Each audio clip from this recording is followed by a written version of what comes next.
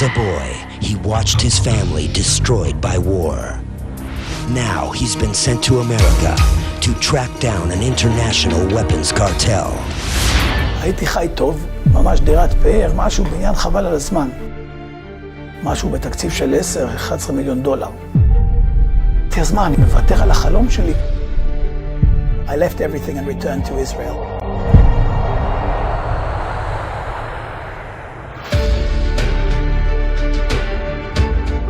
My name is Yuval. I grew up in a secular traditional home in the Tel Aviv area, Ramat Gan. From the age of 15, I had already decided that at some point after the army, I wanted to go to conquer the world, as they say. Really, after 3 years in the army, I arrived in New York. I had a childhood friend there, and I started working with his father as an electrician, doing renovations and electrical work in buildings, all kinds of things like that. I studied film, I studied acting, and gradually I started getting into auditions and things like that. At a certain point, I realized the competition was tough and I didn't stand a chance, but I was stubborn. I said, I think I have a goal. I'm sticking with it. And then I came to the conclusion that I would simply make a film, build it around my character, and then I would raise the funds. Instead of waiting for someone to give me the role, I would create the film for myself. I also had a lot of friends in the industry, gradually, and we worked on a script. Then I started raising funds, and we produced a film with me in the lead role, an actual American-style action movie in English. That film managed to make it to a film festival in Hollywood, and then I said, okay, the next step is a movie with big names, celebrities, something with a bigger budget. We started working together on a film, something with a budget of $10 to $11 million. The script was amazing, finished. We had a rising star director in the film world, famous actors who had already agreed to star alongside me, with me in the lead role.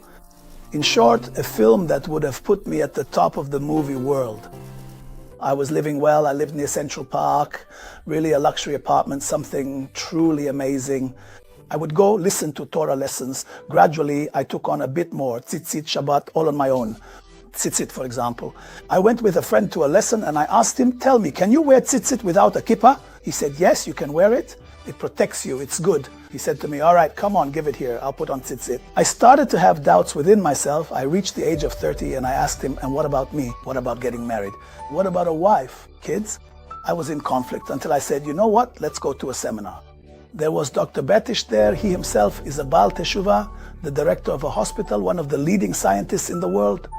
And there, on the first day of the seminar, I was really excited. From all the information they gave me there, I really liked it.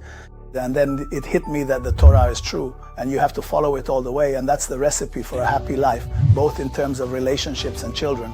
That night, after the seminar, when I decided that I was going all in with Judaism and the Torah, was a night I spent alone with myself. And I said, so what? Am I giving up on my dream, everything I built up about the movies? And now that I finally have connections and people know me, and I'm on my way to the top? On the other hand, I realized it doesn't go together. It just doesn't go together. You can lie to yourself, I told myself, but I'm not like that. I'm a real person. It doesn't go together. It's either this or that. At that point, more or less, I left everything and came back to Israel. After I returned to Israel and became religious, I realized that you actually can use this tool, the tool of media.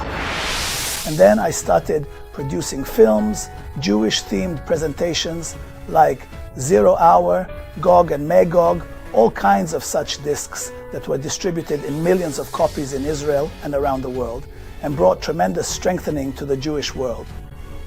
And all of it was non-profit. And then I was approached to make a real movie, a feature film with actual actors. By then, I had already been in the world of religious observance for 10 years, married with children. That idea was far from me, but they really pressured me. They kept at me, telling me, here, take the money, make a movie, a feature film with actors, but to promote Judaism to distant Jews, to strengthen their faith. And even though I tried to avoid it, the investors turned to Rabbi David Abu Hatzira. David Lu, the head of the court from Naharia, called me to him and said, listen, in the end we need to reach souls, as many as possible. You have your talent, your ability, you must do this thing. אם אתה לא מכיר דבר מסוים, זה אומר שהוא לא קיים? אתה צודק, אבל צריך להוכיח שזה קיים. על ספר הזוהר הקדוש שמעת? רבי שמעון בר יוחאי. הדיבורים שלך מרגיזים אותי, אני לא יודע למה אני ממשיך להקשיב לך. Within a year, there was a film which is against nature. There were miraculous miracles there. It was a film that, although it was a feature film with action and kung fu scenes, was also experimental, where I convey all sorts of things about creation, how the Holy One, blessed be He, created the world.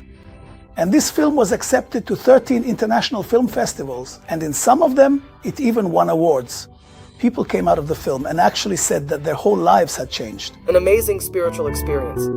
It's new, it's organizing. It changed my whole life. It was a truly profound film, honestly. I actually got chills. It really moved me to my core. I'm just feeling this Ovadia gave a gift to the world. Thank God, today I give lectures and classes in Israel and around the world. Together with my wife, may she live, thank God, there is a really great thirst. My message to the people of Israel is, taste and see that the Lord is good. There is nothing like the path of the Torah, the path of the Holy One, blessed be He. There is nothing like it for a good and happy life, both in this world and in the world to come. The Holy One, blessed be He, gave us tools, technological means, all kinds of things in the world, but we need to know what is beneficial and what is not.